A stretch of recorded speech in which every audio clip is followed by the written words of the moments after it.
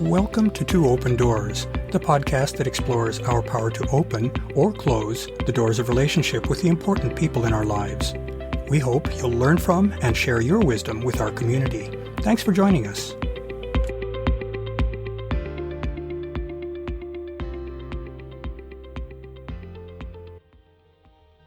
In our previous episode, we took a look at what emotions are at bottom and how they relate to feelings or affect.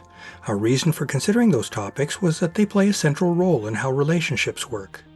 In this episode, we'll take an additional step and consider the role of emotions in emotional intelligence, or EQ. As we'll see, emotional intelligence serves as the foundation of healthy and thriving relationships. Let's start our exploration by considering where and when the term emotional intelligence originated. That term seems to have first appeared in a paper by Michael Beldock in 1964. Peter Salovey and John Mayer used that term in an influential 1990 paper. Subsequent authors addressed the growing realization that the awareness and processing of emotions involve forms of intelligence that differ from those that are considered to contribute to traditional IQ. The notion of emotional intelligence entered the public vocabulary when it was popularized by science educator Daniel Goleman in his best-selling 1995 book titled Emotional Intelligence. The related term EQ, for emotional quotient, seems to have first appeared in a Keith Beasley article in a 1987 issue of Mensa magazine. The concept of EQ was meant to complement that of IQ. In brief, emotional intelligence has to do with the awareness and management of emotions at both the personal and social levels. That covers a lot of terrain, enough so that the many traits that are associated with EQ blur into those that are associated with IQ. Still, the specific focus on emotions in human behavior and cognition earns emotional intelligence a place as a distinct area of investigation. Note that in this episode I'll use the label EQ as shorthand for emotional intelligence. Overall, the traits that are associated with emotional intelligence fall into three categories. First, awareness of emotional states, both in oneself and in others. Second, understanding of how to interpret emotions and how to understand the internal states that they are associated with, again both in oneself and in others. And third, knowing how to react to those emotions by managing one's reactions to one's own emotions and by behaving in appropriate, socially acceptable ways towards others. Let's consider each of these in a bit more detail. Many people, in reality all of us at times, have difficulty in being aware of their internal emotional state. Most people find it hard to appropriately label the emotions that they experience. Many times, our internal affective state, or feelings, doesn't rise to the level of consciousness, yet it can affect our mood and our motivation to act. These difficulties also impede our ability to discern emotional states in others. As we all know, it's easy to misinterpret what another person is feeling, leading to misunderstandings or worse.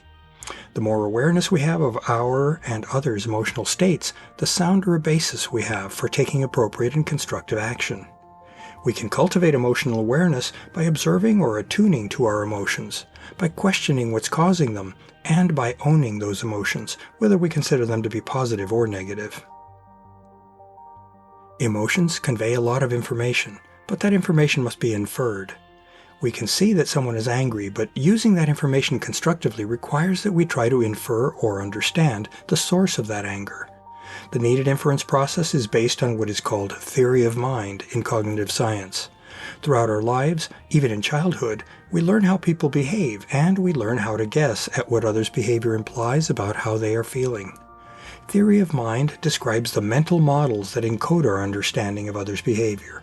Those models are based on what we have felt in our own life experiences. They enable us to extrapolate from our experiences to others' internal states based on how we see them behave. This, from the outside, understanding of others' behavior is a central pillar of emotional intelligence. Finally, awareness of our own emotional state and that of others is simply a necessary but insufficient first step in our deciding how to react to those emotions. Being aware of our own emotional state lets us determine how to manage our emotions, such as by soothing ourselves if we're agitated, or by counting to 10 before responding to something that angers us. Similarly, inferring that someone we're interacting with is in a particular emotional state gives us choices as to how to respond to them. If we see someone we care about in apparent emotional pain, we can choose to comfort them. If we sense that someone is callously trying to take advantage of us, we can raise our guard. Social norms guide us in choosing responses that are deemed acceptable and appropriate in particular circumstances. We can depict these aspects of emotional intelligence in a figure that depicts two interacting people, in which a person on the left experiences and processes their own emotions, while also inferring and responding to the emotional state of another person on the right.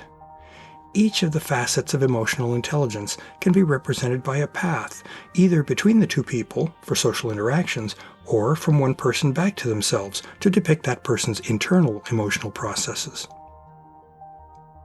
As we can see, emotions and how we respond to them are essential ingredients in interacting with others. How we manage our own emotional state is also a key determinant of how we're perceived by others. As an example, most people tend to shun someone that they perceive as perpetually angry or otherwise negative. As we've discussed in prior episodes, relationships play out through the ongoing interactions that take place between partners, and those interactions reflect how the partners feel about one another. This view of relationships suggests that emotions lie at the core of any relationship, and especially in deeply connected, intimate relationships. As we've noted in numerous previous episodes, self-knowledge is an essential foundation for healthy relationships. Before we can relate to others, we need to know what we want and prefer in life, what we are prepared and able to share with others, and what sorts of people we want to have in our lives. Learning these things about ourselves requires self-examination and self-honesty. This self-examination includes knowing our emotional states and responses, and that in turn requires cultivating emotional intelligence. It's often noted that clear and honest communication is a requisite for successful relationships. However, it's less frequently observed that effective communication depends on deep understanding and caring toward one's partner. Clarity and objectivity aren't sufficient. Much of the information that's transmitted in communication comes in the form of body language and other nonverbal cues that tell us what's going on inside our partner. Having a well-developed theory of mind component of our emotional intelligence allows us to read this subtle information from our partner. EQ empowers us with awareness and understanding of both our and our partner's internal emotional states. As is sometimes observed, knowledge is power. The real basis for that power, though, is that EQ and caring work together synergistically to promote a host of traits and behaviors that nurture relationships. For example, the combination of caring and EQ-provided awareness that our partner has had a rough day can bring out compassion in us so that we can reach out with love, acceptance, validation, and support. The EQ-provided knowledge of the big and little things that please our partner provides us with opportunities to frequently say, "I'm thinking of you," to our partner by delighting them with little surprises as the opportunities arise. EQ helps us understand when our partner needs some space and quiet, or closeness and excitement, just as EQ guides us in asking for those same things for ourselves when we need them. We all want to be understood, accepted, and valued in our relationships. Emotional intelligence provides the insight and guidance that we need in order to bring those gifts to our partners. Without that understanding, all the caring in the world is likely to be ineffective in satisfying the unique needs and desires of our partner. Conversely, when two people both bring deep caring and a high EQ into their relationship, the result is likely to be a lasting and deeply satisfying shared experience of life.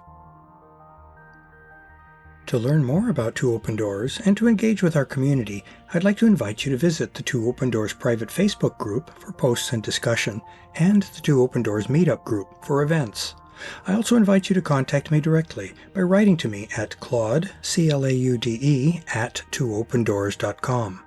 I'd love to hear from you, and I'll use your inputs to guide my work on future blog posts and podcast episodes. Thanks for visiting Two Open Doors.